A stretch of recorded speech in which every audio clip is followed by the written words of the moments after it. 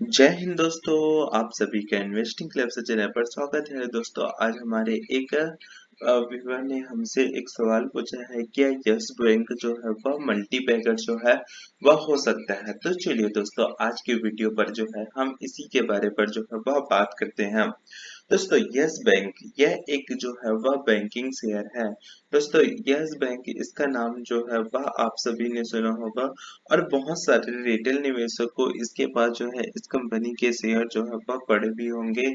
बहुत लोग जो है इसे 150, 100, 80, 50 इन सभी पर जो है वह एवरेजिंग जो है वह किए होंगे। दोस्तों अगर आपको यह जानना है कि यह कंपनी जो है वह एक मल्टी बैगर बन सकती है या नहीं बन सकती है, तो उसके लिए आपको सबसे पहले यह जानना होगा कि यह कंपनी का बिजनेस जो है वह क्या काम करती है। दोस्तों यह एक जो है वह बैंकिंग कंपनी है। बैंक का एक सिंपल सा फंडा रहता है कि जब आप बैंक पर जो है वह आप पैसे जो है वह जमा करते हैं, तो बैंक जो है उस पैसे को जो है वह दूसरे को लोन देती है और वहां से जो इंटरेस्ट आता है वह जो है उस बैंक का जो है वह प्रॉफिट जो है वह कहलाता है। कंपनी इसके अलावा जो है और भी बहुत सारे तरीके जो है उसके जरिए जो है वह पैसे कमाती है। जैसे कंपनी का जो क्रेडिट कार्ड हो गया, डेबिट कार्ड हो गया, वहां से उसको जो है वह कुछ रेवेन्यू जो है वह आता है जो कि बहुत ही नॉमिनल रहता है। इसके अलावा जब एक बैंक से दूसरे बैंक पर जब आप ट्रांजेक्शन करते हैं, तो उस पर जो है कंपनी को जो है वह कुछ शुल्क जो है वह मिलता है। इसके अलावा जो कंपनी के पास बैंक के पास जो है जो सरप्लस पैसा रहता है, कंपनी जो है वह उस पैसे को जो है वह आरबीआई को देती है और वहां से जो इंटरेस्ट आता है वह भी उस कंपनी के लिए जो है वह प्रॉफिट जो है वह रहता है। इसके अलावा जो है कंपनी का जो एक्सपेंस की बात करें तो कंपनी को बहुत सारे जो है वह ब्रांच जो है वह ऑपरेट कराने रहते हैं। जो सैलरी जो बैंक पर जो काम कर रहे होते हैं उनके जो है वह सैलरी देते हैं। सॉफ्टवेयर है उसका खर्चा रहता है। इसके अलावा जो है कंपनी को बहुत सारी चीजें जो है लाइसेंस जो है आरबीआई की गाइडलाइंस जो है इन सभी को जो है वह फॉलो करना रहता है। इसके अलावा बैंक जो है जो पैसा जो है उसने लोन के रूप में बांटे हुए हैं, अगर वो लोन जो है उसको जो है वह कोई डिफॉल्ट करता है, तो वह कंपनी का जो है वह एक तरीके से नुकसान जो है वह कहलाता है। तो ये इस तरीके से आप एक मोटा मोटा बैंक का जो बिजनेस जो है वो उसको आप जो है वह समझ सकते हैं। अब बात करते हैं कि यह यस बैंक जो है वह मल्टीबैगर जो है वह हो सकता है कि नहीं हो सकता है। तो लोग जो है इसका मल्टीबैगर होने के पीछे पर जो है इसका सबसे बड़ा राय क्या देते हैं कि किसी समय पर जो है यह इस बैंक का शेयर प्राइस जो है वह 300 रुपए के आसपास जो है वह ट्रेड करती थी और अभी जो है इसका शेयर प्राइस जो है वह 10 से 15 रुपए के बीच पर जो है वह ट्रेड कर रहा है।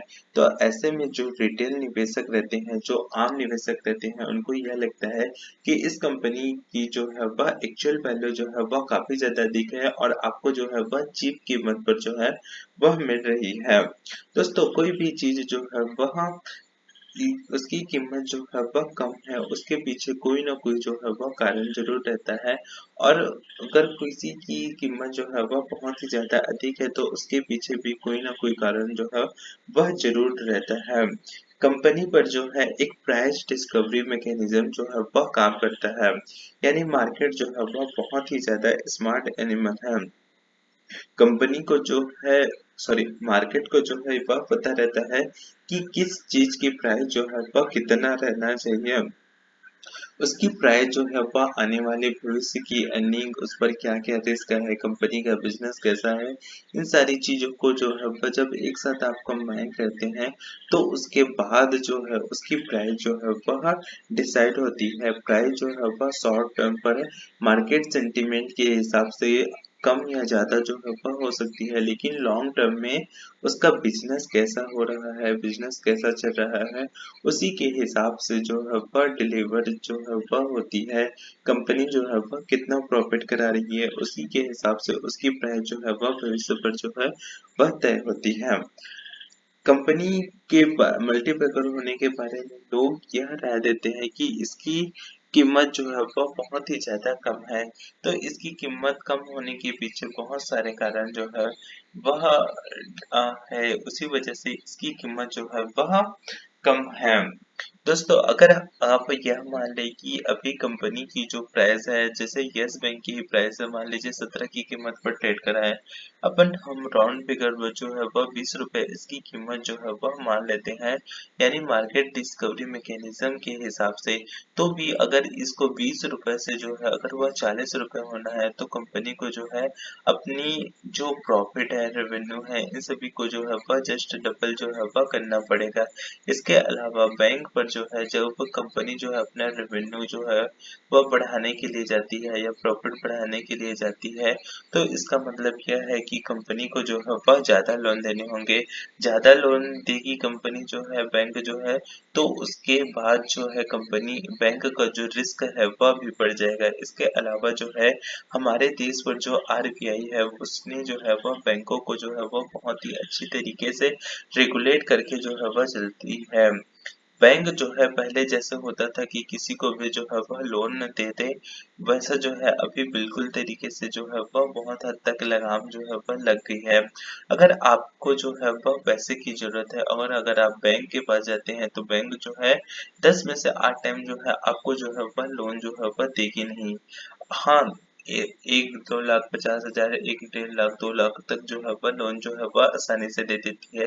लेकिन जैसे ही अगर आप 2 लाख से 3 लाख के लिए जाएंगे लोन के लिए जो है, तो कंपनी जो है वह 10 तरीके के सवाल जो है वह जरूर पूछती है। इसके अलावा जो है अगर आप बैंक से लोन लेना नहीं चाहते या क्रेडिट कार्ड कंपनी से लोन नहीं लेना चाहते, तो वो जो है आपको बार बार जो है जो कॉल करती है।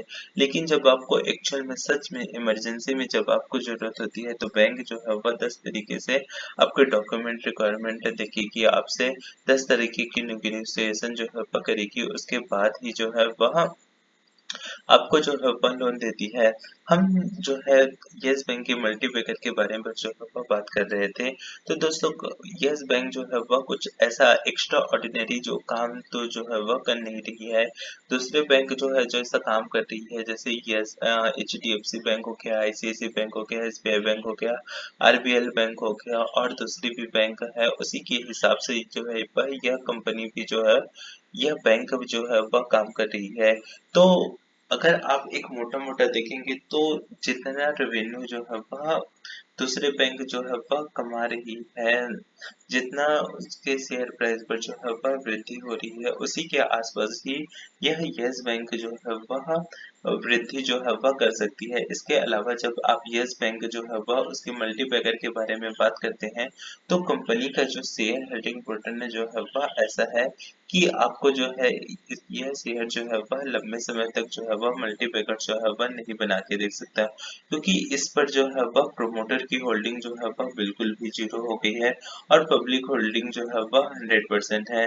यस एसबीआई बैंक और दूसरे बहुत सारे लोगों का पैसा जो है वह इस पर जो है वह फंसा हुआ है। तो जैसे जैसे इसकी कीमत जो है वह बढ़ती जाएगी, तो जिन्होंने इसकी जब यह बैंक जो है वह संकट में पड़ी थी, तो इस पर जो है वह निवेश किया हुआ था, तो वो उस सभी को जो है वह लिक्विडेट करेंगे, अपने शेयर को जो है वह मार्केट पर जो है वह बेचने जाएंगे।